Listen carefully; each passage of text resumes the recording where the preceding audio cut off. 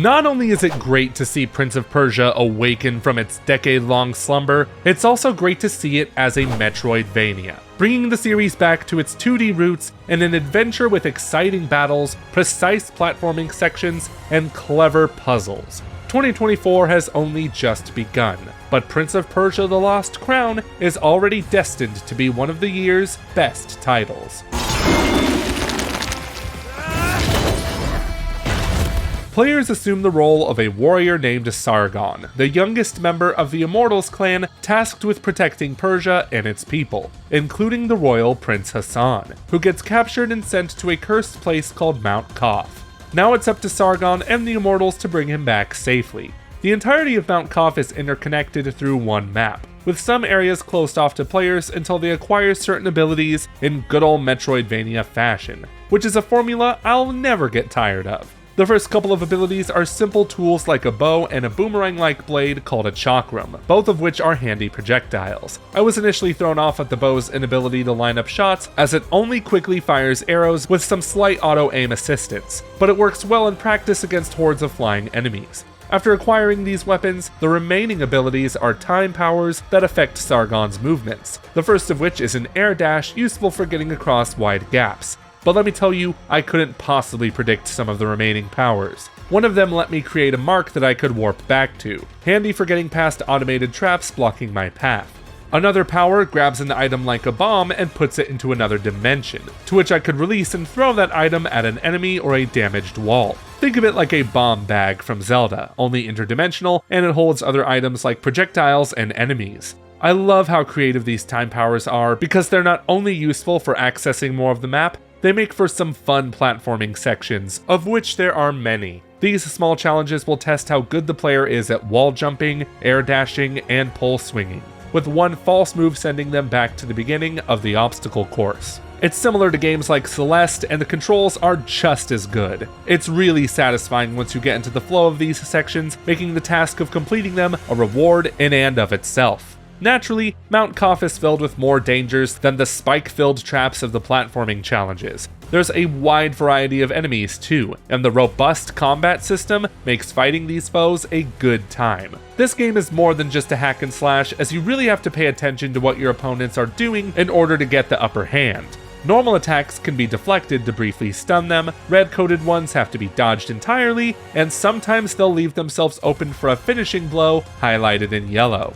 Even with the conveniently color-coded attacks, these fights are brutal thanks to how quick the enemies move. It's not like Metroid Dread where the counterable attacks are telegraphed by an obvious animation with sound. No, it's painfully easy to miss a parry, even from the weakest foes, and I died a ton in the first few hours. It was never discouraging though, because the game still felt fair, as every death was caused by a mistake I made. I got better the more I played, learning each enemy's unique patterns and overcoming them. The same was true for the bosses, as memorizing their patterns is extremely important, even if that means dying a few times to get a handle on them. They reminded me a lot of Metroid Dread's boss battles, as a lot of them had attacks that filled up the entire screen.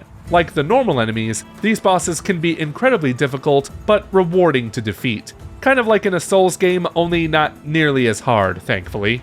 To get a better handle on these fights, I highly recommend completing the combat challenges from Sargon's ally Artaban, who teaches essential skills like breaking shields and launching bad guys in the air. As cool as these lessons are, it's a shame they're not taught organically as you play through the main quest. Instead, you'll have to take about 30 minutes in total to learn these techniques, which puts a minor break in the pacing.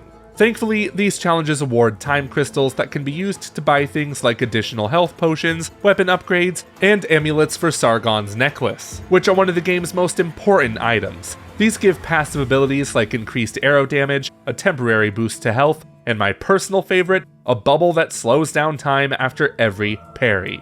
Only a few of these can be equipped at a time depending on how many amulet slots are available, with more that can be found in the game world or bought at shops. Think of them like perks or badges from Paper Mario. And I quite like how the amulets are implemented, as it allows players to customize their experience without being overpowered. Now as for the shop system, I like it in theory, but it does affect how rewarding the overall experience is. Like, I want to get a meaningful prize whenever I solve a challenging puzzle or get past a tough obstacle, but I was often led to more time crystals or another form of currency called Xerxes tokens. I get that these are helpful in the long run to build up Sargon, but it does get tiring going through trial after trial to only be rewarded with money and not something more interesting, like an amulet or a Damascus ingot to upgrade my weapons. It would be like if Metroid games didn't reward you with energy tanks or missile expansions, instead giving you money to buy those expansions at the store. As I said earlier though, beating these puzzles and challenges feel like rewards themselves, so the lack of meaningful prizes at the end of them didn't sting that much.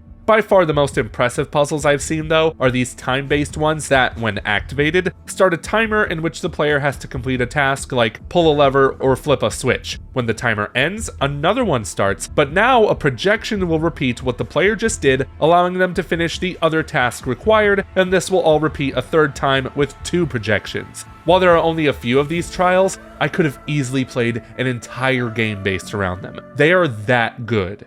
The game also features 9 side quests that range from surprisingly short to extremely long.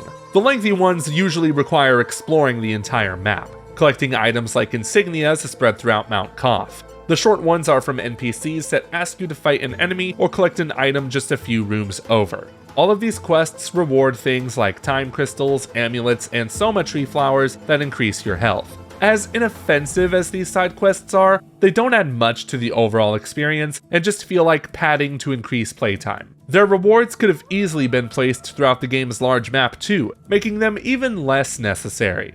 Visually, Prince of Persia: The Lost Crown looks great on the Nintendo Switch, running at 1080p 60fps docked and 720p 60fps in handheld mode, which isn't too surprising as various reports stated that the game was built for the Switch as its lead platform. And while I think it could have ran better in some parts, the frame rate was still smooth more often than not. Even though the Switch port looks and runs great, there are some noticeable downgrades from the PS5 version, which our own Adam got to play. The cutscenes run at half the frame rate, textures don't look as clean, and some reflections have been completely cut. Adam also told me he didn't notice any frame rate hitches at all on PS5, whereas I did see quite a few on Switch during some heavy battles, but not too many to where it was unplayable. However, there was a severe lack of HD rumble, only a few slight rumbles whenever Sargon would jump and hit the ground. Sad. Strangely enough, I came across some glitches that will hopefully be fixed in the Day 1 patch. Some side quests didn't activate right away for me, the camera remained stuck pointed at the ceiling during a boss battle, and the audio would cut out way too many times. It was especially disappointing in the final 20 minutes of the game when the background music wasn't working properly, meaning I potentially didn't hear an awesome final boss track. I really hope the Day 1 patch fixes these issues, as they were a huge bummer to see during the game's climax.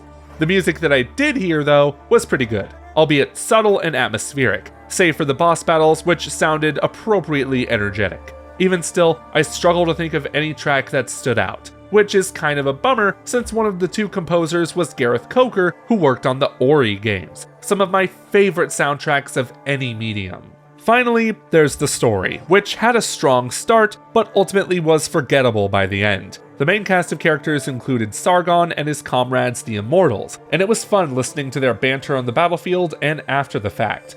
I'm telling you, Prince Hassan may be my son!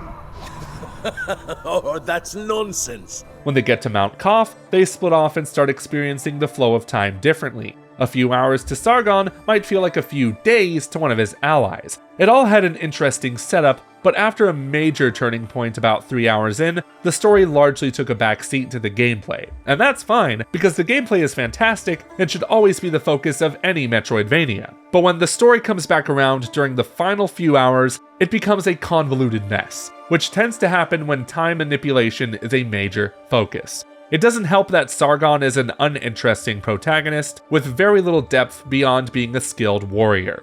While that element is disappointing, it isn't enough to detract from what Prince of Persia: The Lost Crown achieves in its gameplay.